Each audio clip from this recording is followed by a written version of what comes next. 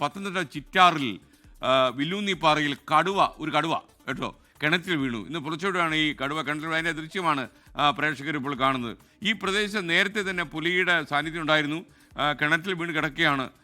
വില്ലൂന്നിപ്പാറ എന്ന് പറയുന്ന ചിറ്റാറിലെ ഒരു സ്ഥലത്താണ് ഈ സംഭവം ഉണ്ടായിരിക്കുന്നത്.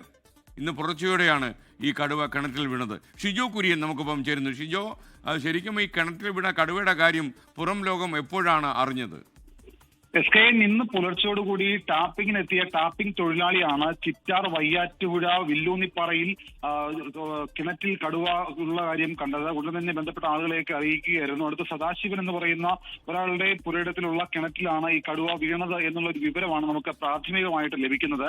നേരത്തെയും ഈ പ്രദേശത്ത് വന്യമൃഗങ്ങളിലേക്ക് ശല്യമുണ്ടായിരുന്നു. പുലിയുടെ സാന്നിധ്യമൊക്കെ പല സമയങ്ങളിലും നാട്ടുകാരും അവിടെ ടാപ്പിങ്ങിന് പോകുന്ന ആളുകളും എല്ലാം കണ്ടിട്ടുണ്ട്. പക്ഷേ കടുവയുടെ സാന്നിധ്യം ഇതുവരെ അവിടെ ഉണ്ട് എന്നുള്ള വിവരം നമുക്ക് അല്ലെങ്കിൽ നാട്ടുകാരും പറഞ്ഞുള്ള അറിവുണ്ടായിരുന്നില്ല. പക്ഷേ ഇന്ന് പുലർച്ചയോടുകൂടി ഇങ്ങനെ കടുവ കിണറ്റിൽ കിടക്കുന്ന കണ്ടതോടുകൂടിയാണ് ഈ പ്രദേശത്ത് കടുവയുണ്ട് എന്നുള്ള വിവരം പോലും നാട്ടുകാർ അറിഞ്ഞത്.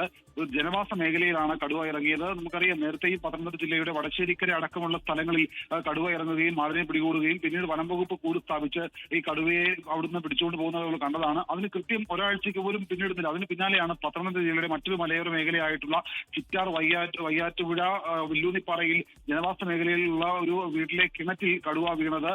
അപ്പോൾ ഇന്നലെ രാത്രിയോടുകൂടി കടുവ വീണു എന്നുള്ളതാണ് നമുക്ക് ലഭിക്കുന്ന വിവരം. പുലർച്ചെ ടാപ്പിങ്ങിനെത്തിയ ടാപ്പിംഗ് തൊഴിലാളിയാണ് ഈ കടുവ കിണറ്റിലുള്ള വിവരം അറിഞ്ഞത്.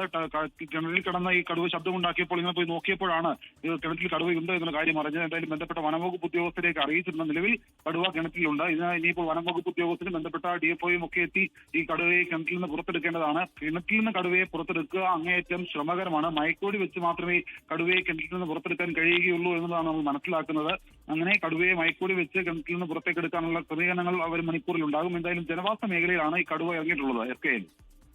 ലോകത്തെവിടെയായാലും ഏത് സമയത്തും 24 വാർത്തകളും ഓഗ്മെന്റഡ് റിയാലിറ്റി പാക്കേജുകളും എക്സ്പ്ലെയിനറുകളും വിശദമായി കാണാൻ ഞങ്ങളുടെ YouTube ചാനൽ നിങ്ങൾക്ക് സബ്സ്ക്രൈബ് ചെയ്യാം.